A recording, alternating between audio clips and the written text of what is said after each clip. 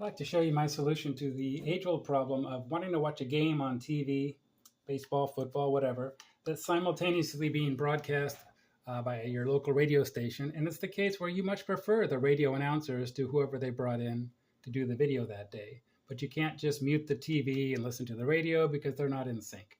If the radio is coming in over the air, it's going to be earlier than the video by at least 15 seconds and as much as a minute or more if you're getting your video stream from the internet. So you need a way to delay the signal from the audio from the radio such that it aligns with the video. And there are ways to do this. I looked at them a couple of years ago when I went down this rabbit hole.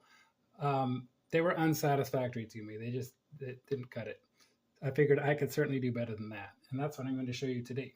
So the solution that I've come up with involves you have to have your own radio that picks up the station you need.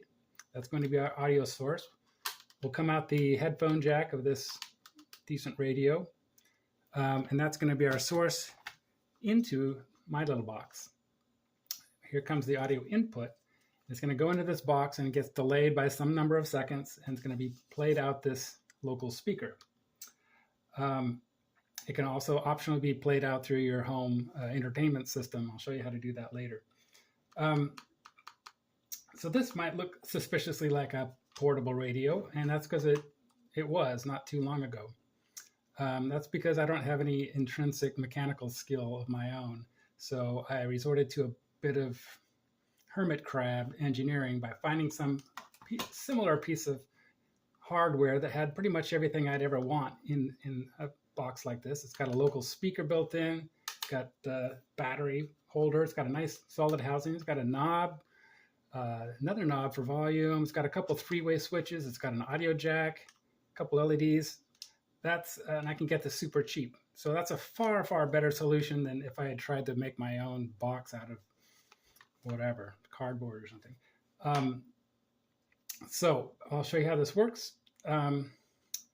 Audio comes in and we can delay with this knob that used to be the radio channel and it's now the delay time. And you can see I've labeled the delay time from 0 to 40 seconds, but 40 seconds isn't really long enough for a lot of cases. So I've commandeered one of these three-way switches from the original radio as a delay multiplier. So you can optionally double or even quadruple the delay here. I'm going to set it to the middle position, which is doubling this time. So I can now go between 0 and 80 seconds. And I think in this example that I've set up, that should be enough. So let's listen in on 0 delay. Here's the radio coming in. This is about a minute ahead of the action that we're seeing on TV. So I'm going to start moving the delay time back to be more in line with this. And as I move the delay, you can hear that it's immediate. There's no audio dropouts or buffering times or anything.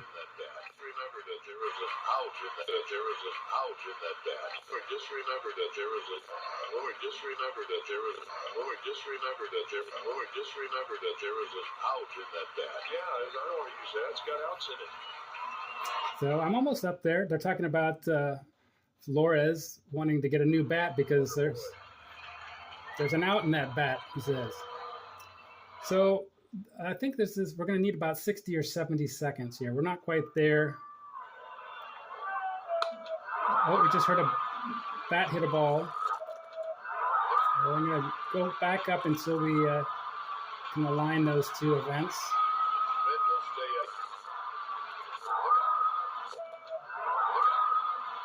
That's pretty close. So this is kind of an iterative process, getting the video aligned with the audio. You wait for an event to happen in video, and then you find it in the audio by just kind of fumbling around with the delay time until it's in sync. It's an easier operation with football. Football is a little, there's a lot of events you can sync to that happen all the time. Somebody hiking the ball or a whistle or something. Baseball, a little more lackadaisical. You got to wait for events. But we're pretty close. I'm at about, you can tell by it's a little over 30 and we're on the double. So that's about 60, 70 seconds, kind of in that neighborhood. Here's Bailey. Let's see how close it is.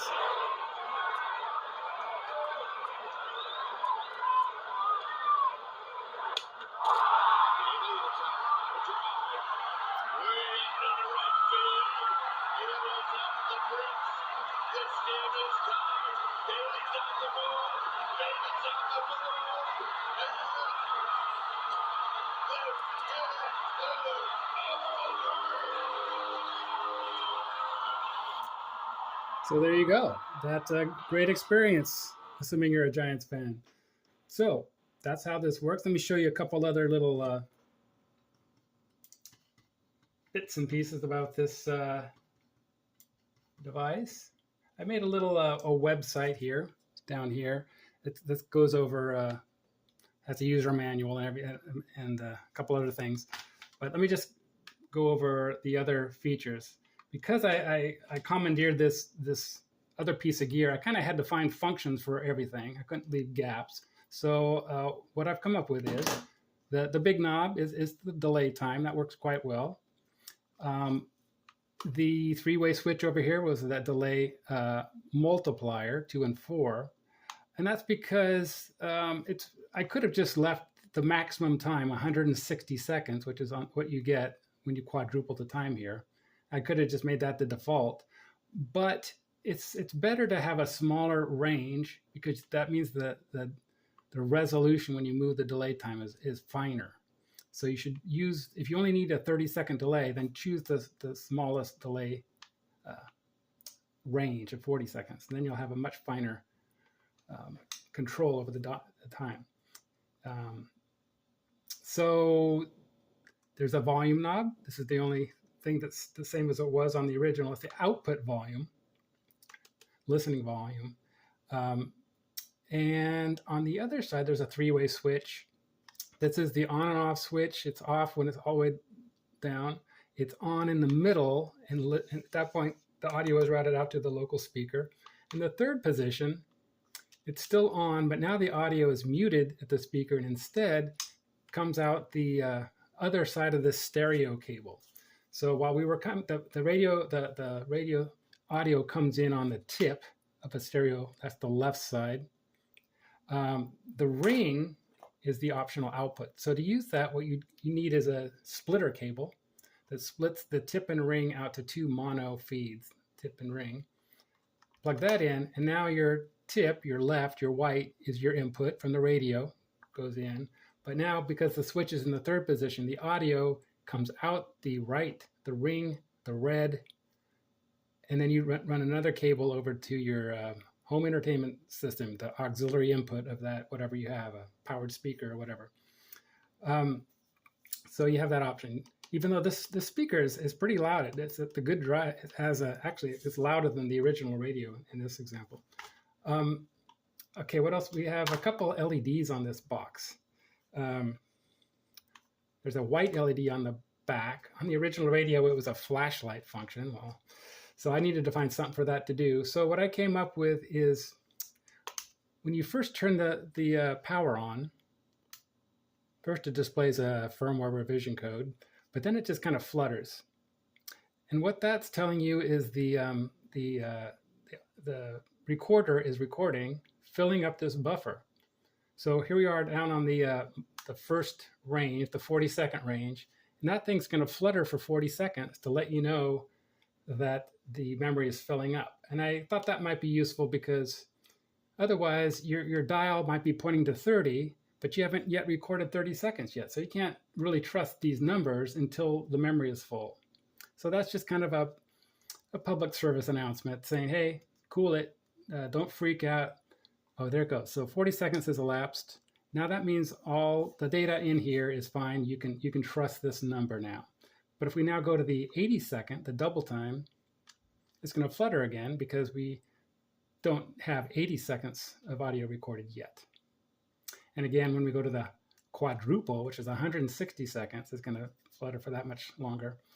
160 seconds being the maximum delay this box is capable of, and that's more than I've ever had to use. The longest delay I've ever seen was about 2 minutes. Let's see, there is one more LED on the front here. It used to be just a red power LED, and it still is, but it has an additional function where it's an input overload detector. If you're plugging in your audio and the peak-to-peak voltage exceeds what we can tolerate here, which is about 3 volts with full battery, then this red LED will flicker a little bit with the overdrive, with the clipping, letting you know that you need to, since we don't have any control over the input volume, you need to back off on the volume control that's sending the data to this box such that you don't see a clip.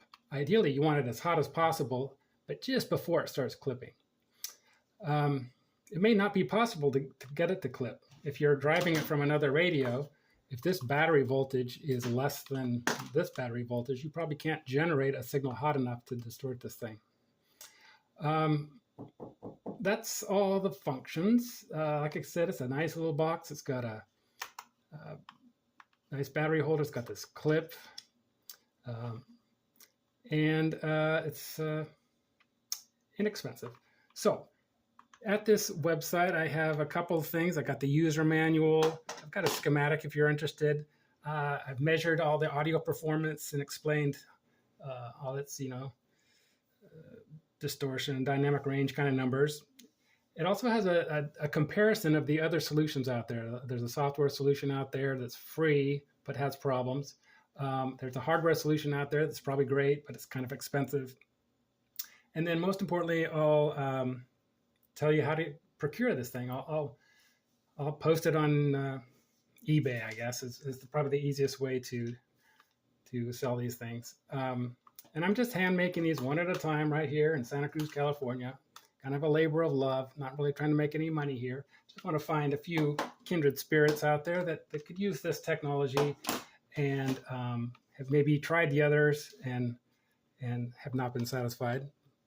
And so give it a try. Check out this website and hope to hear from you. Thanks.